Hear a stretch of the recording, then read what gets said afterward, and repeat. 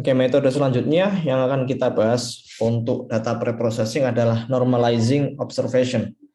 Berbeda dengan scaling dan standarisasi yang sudah kita bahas sebelumnya, yang mana standarisasi dan scaling ini dia bekerja untuk tiap feature atau tiap kolom ya. Kita lakukan kita lakukan scaling atau standarisasi. Kita lakukan based on column sebelumnya. Namun untuk normalizing ini kita akan bekerja terhadap individual sampel. Individual sampel itu merupakan data dari tiap row atau barisnya untuk semua fitur. Perbedaannya kalau yang semula scaling sama standarisasi yang kita lakukan preprocessing by column ya, sedangkan untuk normalizing ini kita akan lakukan preprocessing by rows atau per individual sampel. Jadi row itu sampel ya, column itu feature seperti itu. Nah, transformasi ini merupakan operasi yang cukup umum ya di text processing. Jika nanti data kita berupa teks ya, nanti kita akan gunakan normalizing observation. Nah, normalizing observation ini digunakan untuk mentransformasikan sebuah sampel, sebuah row baris ya individual sampel ke dalam bentuk yang baru sehingga dari tiap unit memiliki nilai normal ya atau vektor dengan panjang 1, nah, vektor with length 1. Jadi nanti data yang sudah kita lakukan normalisasi akan berbentuk vektor. Nah, kita coba asumsikan bahwa X itu merupakan nilai X1, X2 sampai dengan Xn itu merupakan sebuah nilai yang bukan 0 ya, non-zero individual sample yang terdiri dari n features ya. Jadi anggap saja kita punya nilai X itu merupakan satu individual sample yang memiliki fitur sebanyak n. Jadi dia memiliki kolom sebanyak n untuk satu row. Nah, kita akan melakukan normalisasi nilai X ini ke dalam bentuk vektor baru atau X aksen menggunakan persamaan berikut. X aksen sama dengan 1 dibagi dengan nilai norm X ya, dikali dengan X seperti ini. Nah, lambang seperti ini ya, jadi kayak ada garis 2 seperti ini itu merupakan norm of X ya, nilai normalisasi dari X ya, norm of X. Seperti itu.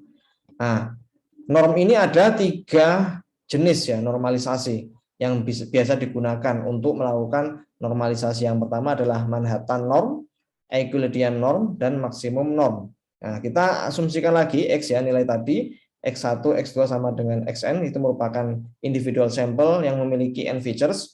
Nah, untuk menghitung nilai norm ya dari nilai X ini ya, norm ini kita sebut sebagai norm ya, norm dari X ya.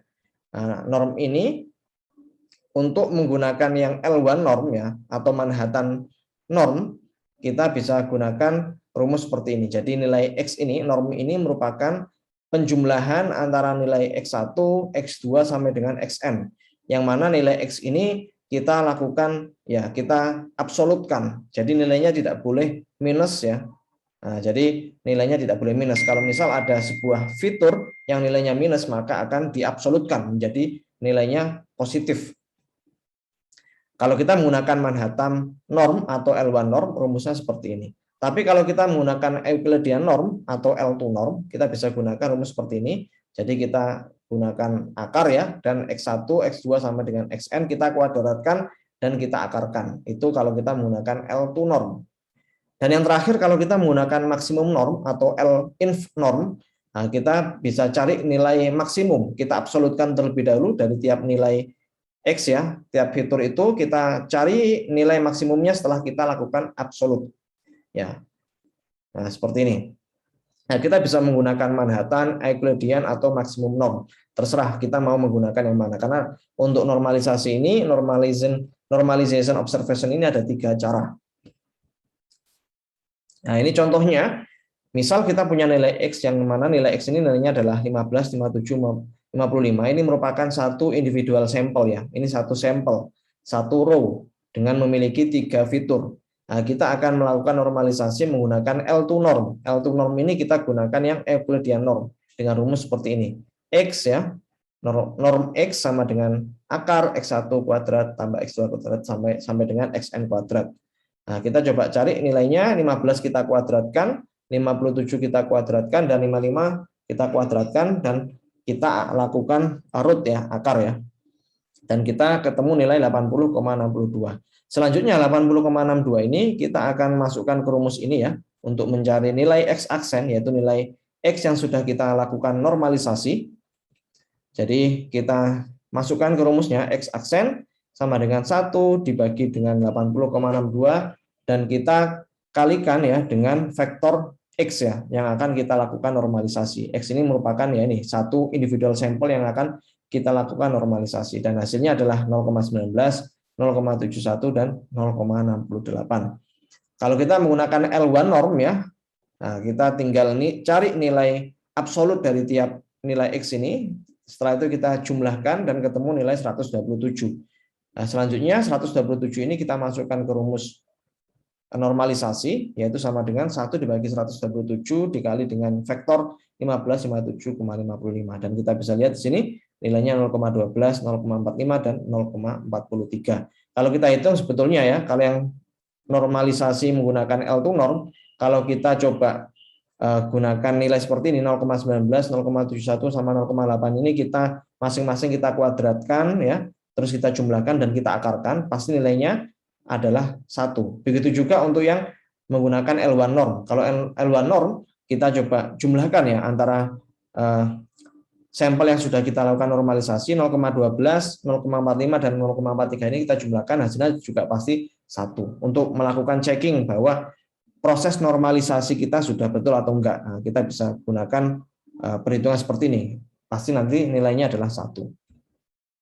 Sedangkan untuk menggunakan normalisasi menggunakan L-inf norm ya, kita cukup mencari nilai maksimum dari sampel kita setelah kita lakukan absolut ya, dan kita mendapatkan nilai 57. Nah, selanjutnya kita bisa lakukan normalisasi menggunakan rumus yang sama.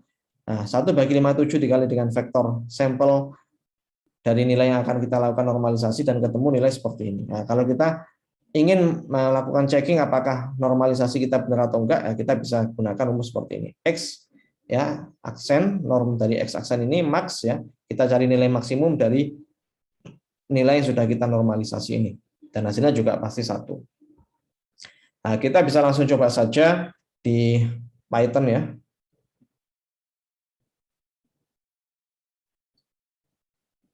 Oke, ini standar scalar tadi sudah kita lakukan. Nah, kita akan mencoba untuk membuat yang normalisasi ya. Nanti kita coba normalisasi mulai dari yang L1 norm, L2 norm sampai L-inf norm ya. Oke. Nah, di sini saya coba buat satu teks baru lagi. Nah, ini saya namai dengan normalization observation. Oke. Selanjutnya saya akan import library dari scikit-learn. Import normalizer. Terus saya membuat sebuah variabel dengan nama transformer seperti ini, sama dengan normalizer. Selanjutnya saya akan melakukan fit ya, seperti sebelumnya. Kita butuh melakukan fit data.fit dengan nilai X ya, nilainya tetap sama X tadi. Setelah itu saya membuat sebuah variabel xn. Xn itu merupakan nilai X yang tadi kita random. Setelah kita ya, xn ini akan menampung nilai setelah kita lakukan normalisasi. Nah, transformer ya, transform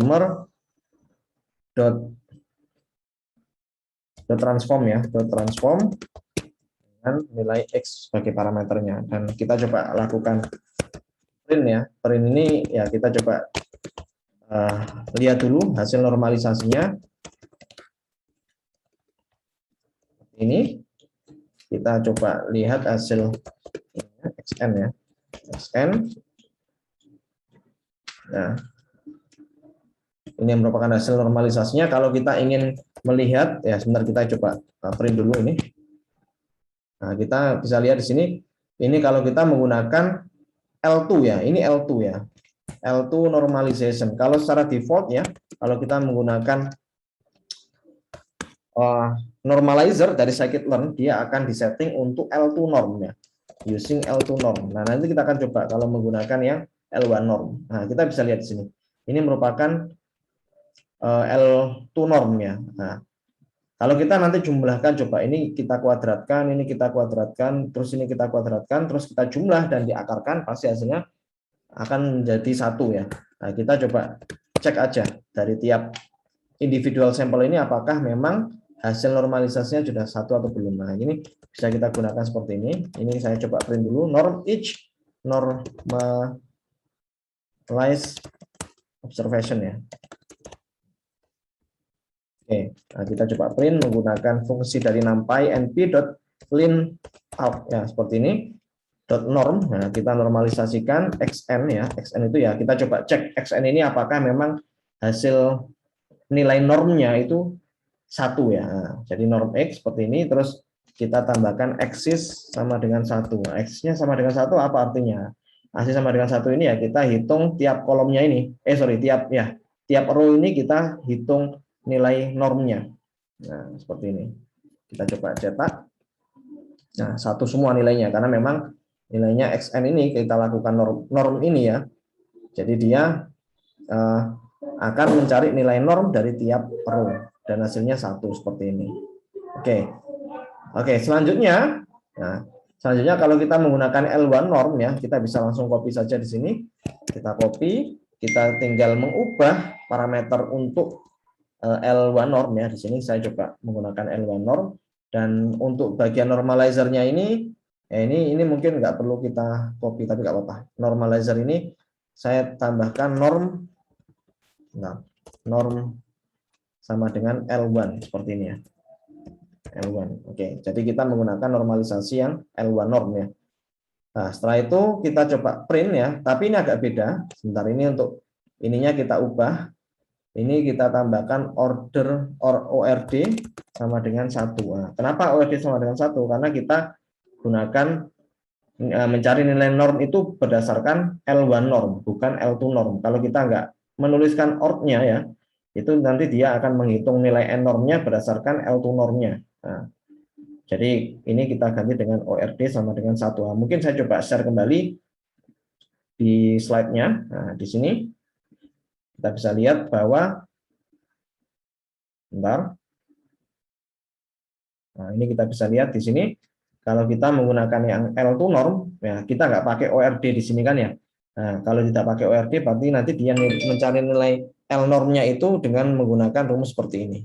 Nah, nilainya 1. Tapi kalau kita set ORD-nya sama dengan 1 seperti ini, nanti dia untuk mencari normnya menggunakan rumus seperti ini. Nah, seperti ini. Oke, kita kembali lagi ke ke codingnya. Oke, ini sudah kita buat. Nah, kita coba eksekusi terlebih dahulu. Nah, kita bisa lihat juga nilainya juga 1 ya. Tapi kalau kita hitung manual juga bisa sebetulnya ya. 0,17 kita tambahkan dengan 0,021 dan kita tambahkan dengan 0,8, hasilnya juga pasti 1. Dan yang terakhir ya, kita menggunakan yang L-inf norm ya. Nah, L-inf norm ini kita bisa langsung copy saja di sini. Kita copy, kita paste di sini. Oke, kita menggunakan yang L-inf normnya. Ini kita ganti dengan L-inf